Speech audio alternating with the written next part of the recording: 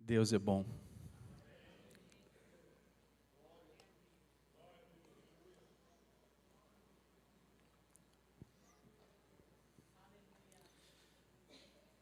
Há momentos na vida que a cena cala seu coração.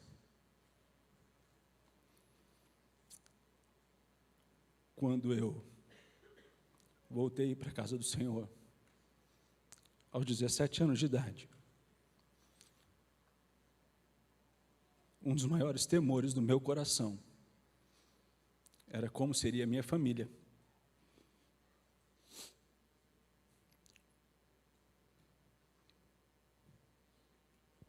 Eu vinha de um lar destruído.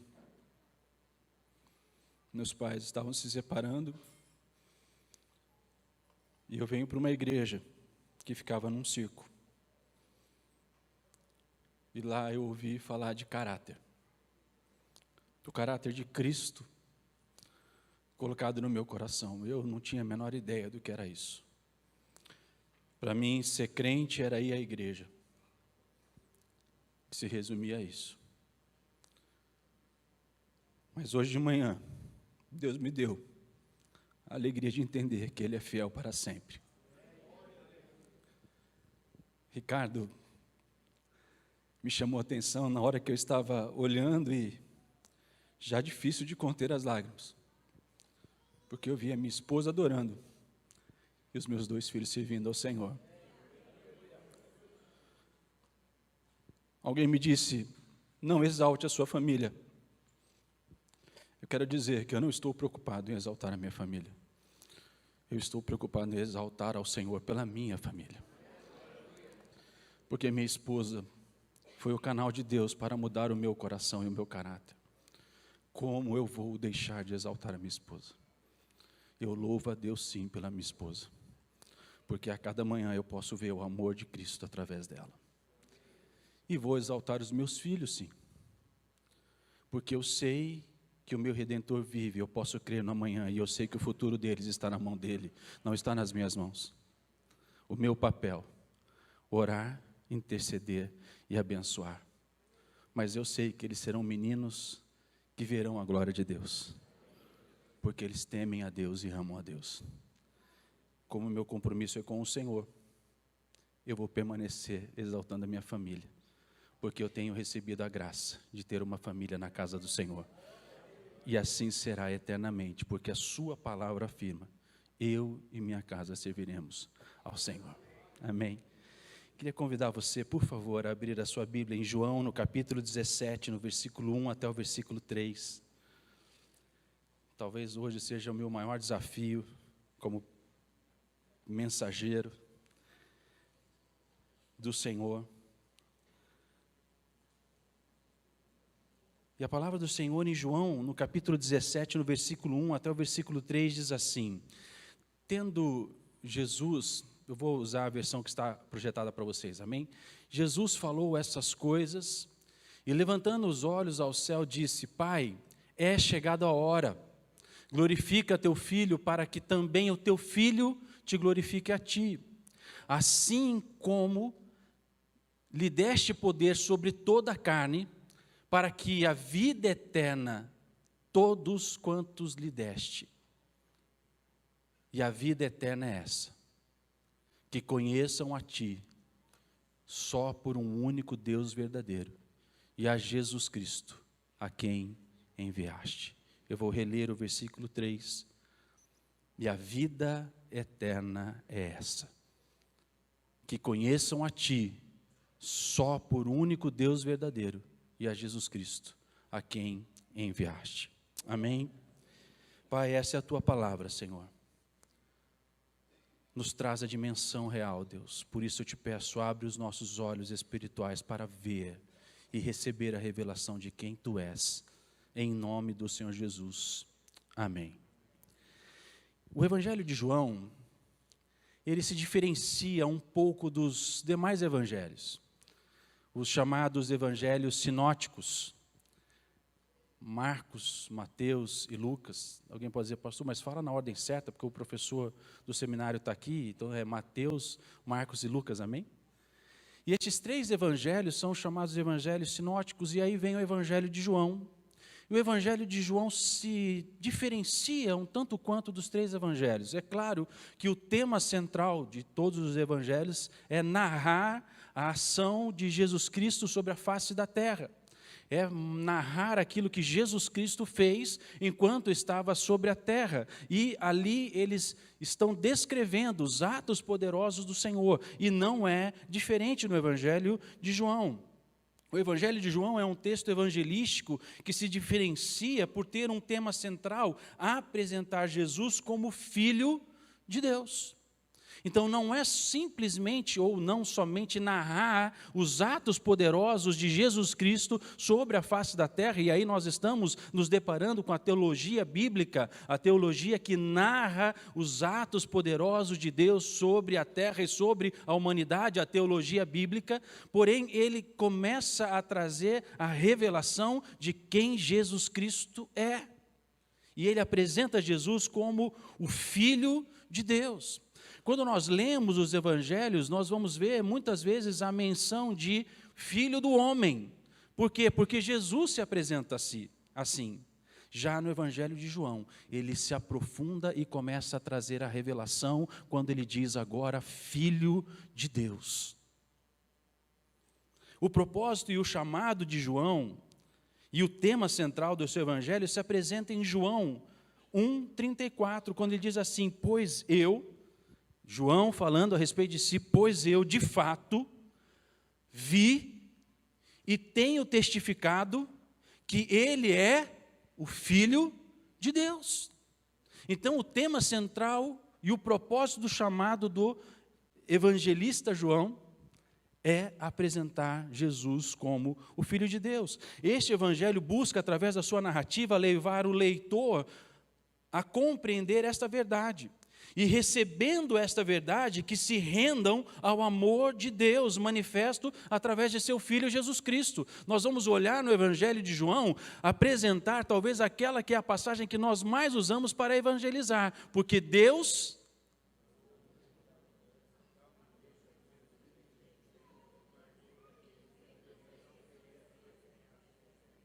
Amém, a gente não vai evangelizar ninguém assim, amém, irmãos? Porque Deus amou o mundo.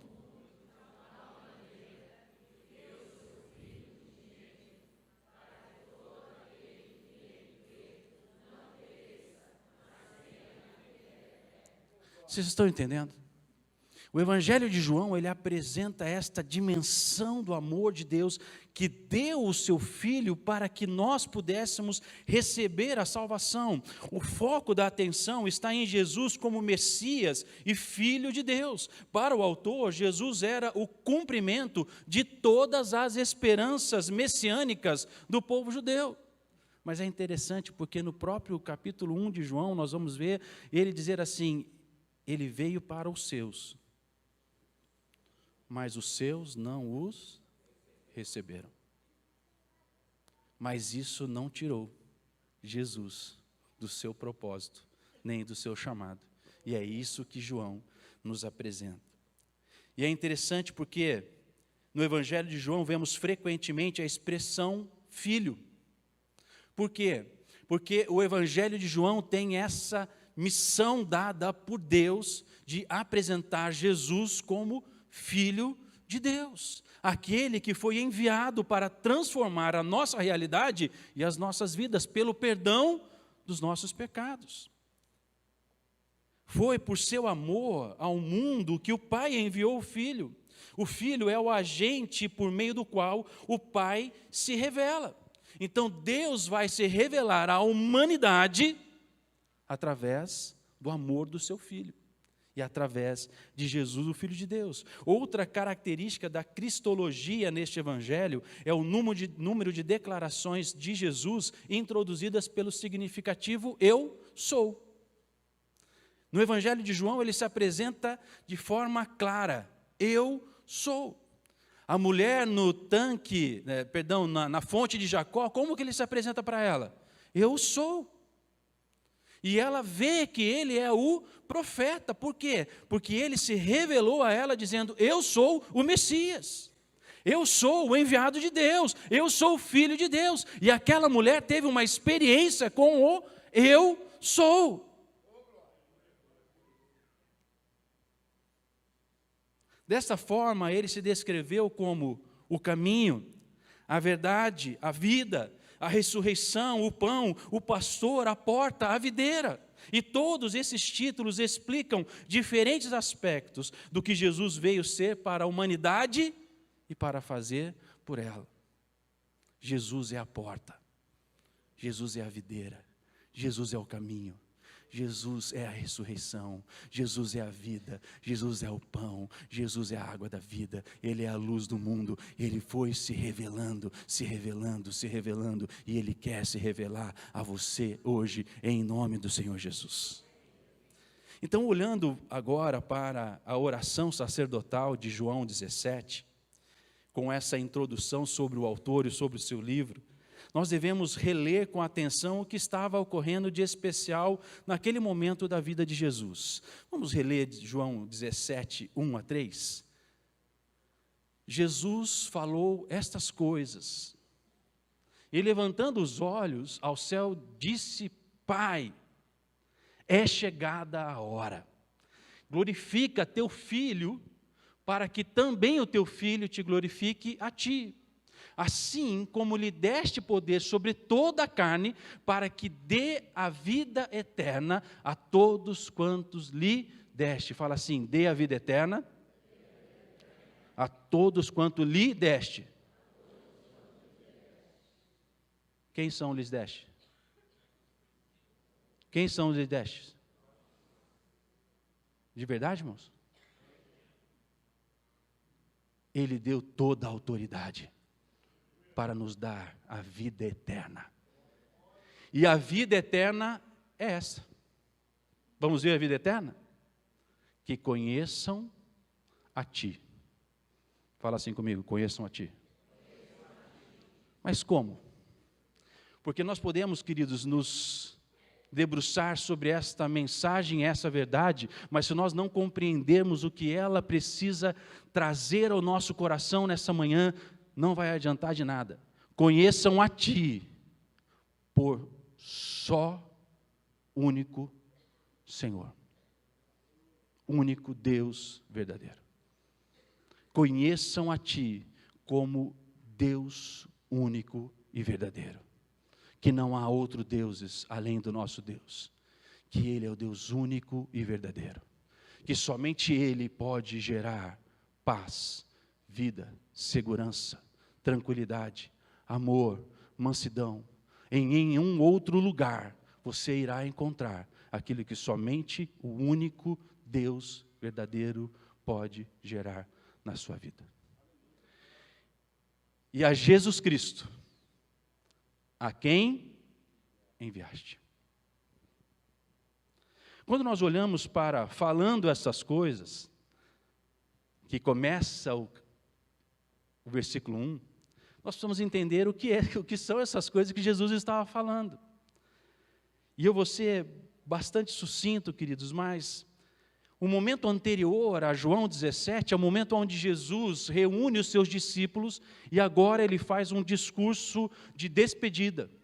Ou seja, ele reúne os seus discípulos, eu estou falando de Evangelho de João, capítulo 16, do versículo 25 em diante, e ele ali começa a se despedir falando assim: olha, é chegado a hora, então agora eu já não vou mais falar com vocês através de parábolas, não vou falar com vocês através de figura de linguagem, agora eu vou ser direto, objetivo e claro. Eu vim do meu Pai, e entrei neste mundo, saio do mundo e volto para o meu Pai. Queridos, essa palavra foi clara para os discípulos, porque Jesus deixou muito claro o seguinte: eu sou o verbo da vida que entrei no mundo, habitei entre vós, agora eu saio do mundo e volto para o meu lugar de honra, que é o trono da destra do Pai, aonde ficarei assentado eternamente, onde reinarei com Ele eternamente, junto com aqueles que o Senhor me deu.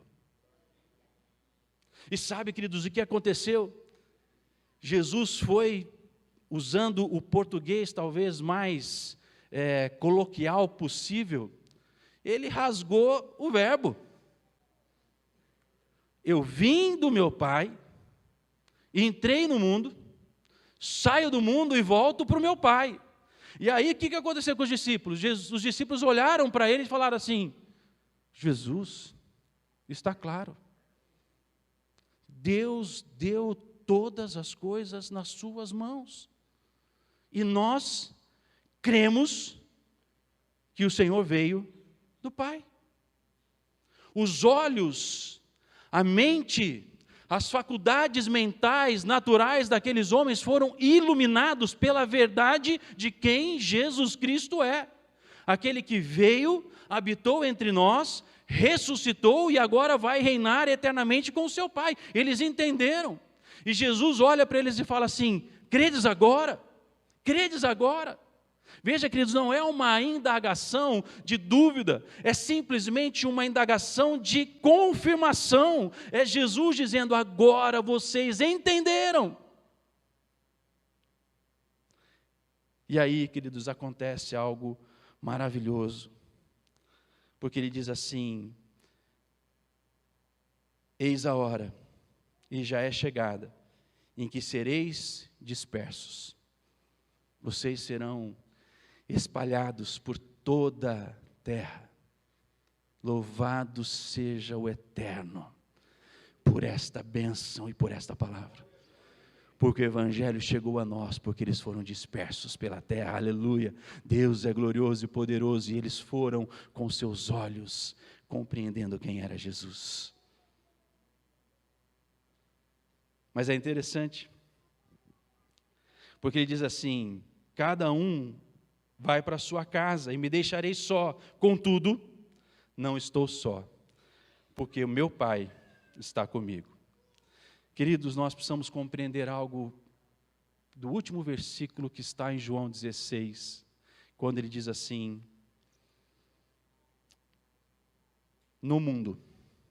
estas coisas vos tenho dito, para que tenhais paz em mim. Sabe, querido, Jesus estava preparando os seus discípulos para o que estava por vir. Perseguição. Nós até cantamos, né? A perseguição não parou, a igreja. O Coliseu não parou. Me ajuda, irmãos, por favor. Os leões não pararam, a igreja do... O que estava por vir sobre os discípulos? A perseguição não parou. Vocês estão me deixando na mão. O Coliseu não parou. Os leões... Amém.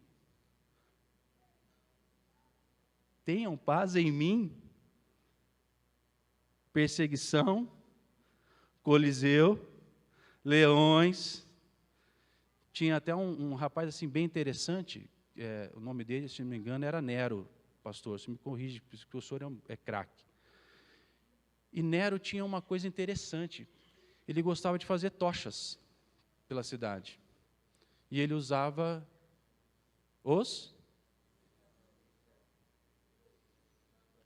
tenham paz em mim. A perseguição vem, o Coliseu vem, os leões vêm, Nero vem.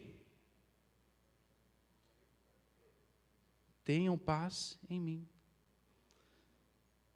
No mundo passais por aflições, mas tende bom ânimo. Eu venci o mundo, aleluia. E aí então chega João 17, que começa dizendo, falando estas coisas. Que coisas? O que estava sendo narrado em João 16. Olha, vocês vão ser dispersos, vocês vão passar por aflições, mas tenham paz em mim. E aí ele diz agora, sim, numa oração que ele faz com o Pai, e ele chega diante do Pai para dizer isso. Então, o primeiro momento, João 16, é ele se direcionando aos seus discípulos, mas agora os seus discípulos foram dispersos. E nesse momento, então, Jesus, sabendo que era chegado a hora, ele ora ao Pai. E a sua oração sacerdotal ecoa desde então. E ele começa dizendo assim: Pai, que conheçam a Ti como o único Deus verdadeiro. Ele não podia orar de outra forma, que não é dizendo: Pai, é chegado a hora. Jesus sabia que o plano seria consumado e seria necessário passar pelo Calvário. Ele continua a sua oração, assim como lhe conferiste autoridade sobre toda a carne, a fim de que Ele conceda a vida eterna a todos o que lhe deste. Jesus estava orando pelos seus discípulos, para que eles cumprissem o chamado e a obra que Ele havia manifestado a eles. Então Jesus naquele momento estava orando a Deus pelos seus discípulos que estavam ali, sim ou não? Mas Ele continua orando. E agora Ele ora também pelos muitos que iriam crer na sua obra, o recebendo e morrendo como mártires, por não negarem a fé nele. Orava também por aqueles que, ouvindo a sua mensagem, o evangelho das boas novas de salvação, se renderiam a este amor e passariam a crer em Jesus como único e suficiente Salvador. Naquele momento, Jesus estava orando pelos seus discípulos, mas estava orando por mim e por você, porque nós receberíamos a mensagem de salvação nele e nós seríamos alcançados por este grande amor. Orava também por aqueles que, rendidos à sua mensagem, buscariam ardentemente a presença do Espírito Santo para ser suas testemunhas em todo lugar. Orava também por aqueles que assumirão uma vida de santidade, porque entendem que Jesus está voltando para buscar a sua igreja santa e imaculada. Não uma igreja manchada, mas uma igreja santa e imaculada, comprometida com a santidade. Enfim, orava também por aqueles que lutarão o bom combate da fé, até alcançar a coroa da vida eterna. Enfim, Jesus nos revela algo poderoso, que é o que nós precisamos para hoje. Quando Ele diz assim: a vida eterna é essa. Muitos estão confiando em carros, muitos estão confiando em cavalos. Quando Jesus se dirigia aos seus discípulos, Ele disse: tenham paz em mim. Não haverá paz no Egito, não haverá paz no deserto, não haverá paz em nenhum lugar, porque a nossa paz não vem da terra, a nossa paz vem do céu. A nossa paz não está em sistema nenhum dessa terra. A nossa paz não está em nada que move essa terra e que faz parte desta terra e que está sendo proclamado nessa terra. A nossa paz está: tendes paz em mim, diz o Senhor Jesus a nós hoje. E tenham a vida eterna. Jesus está nos preparando para reinar em glória com Ele. Jesus não está preocupado com o que vai acontecer daqui poucas semanas. O que nós temos que entender, aquilo que move o nosso coração, o que tem que mover o nosso coração, é proclamar que Jesus Cristo foi enviado como Filho de Deus ao mundo e que Ele tem o poder de dar paz a quem não pode ter paz. Porque a paz dele não vem de sistemas, ou de organizações, ou de possibilidades. A paz dele vem do coração de Deus, que amou o mundo de tal maneira, que deu o seu Filho para que todo aquele que nele crê não pereça, mas receba a vida eterna. E a vida eterna é essa: que conheçam a Ti, que conheçam a Ti, que conheçam a Ti, que conheçam a Ti como Deus único e verdadeiro. Está chegando um tempo que nós temos que pregar a vida eterna. E pregar a vida eterna é: conheçam a Deus. Conheçam a Deus. O profeta Oséias disse: conheçamos e prossigamos em... Queridos, Deus deseja se revelar a você a cada dia, a cada manhã, a cada momento, porque a vida eterna é essa: que conheçam a Ti como Deus único e verdadeiro. E quando nós conhecemos a Deus como único e verdadeiro, somente a Ele nós adoramos, somente a Ele nós prestamos culto, somente a Ele nós nos rendemos, e somente a Ele nós andamos em submissão e obediência. E andar em submissão e obediência a Ele é entender que a Sua palavra é regra de fé e vida para nós. Que a Bíblia não é um livro narrativo, embora ela traga a narrativa dos atos poderosos de Deus, mas ela é a revelação de quem Deus é em mim. A vida eterna é essa: que conheçam a Ti como Deus único e verdadeiro. Então por que você tem depositado a sua esperança em governo?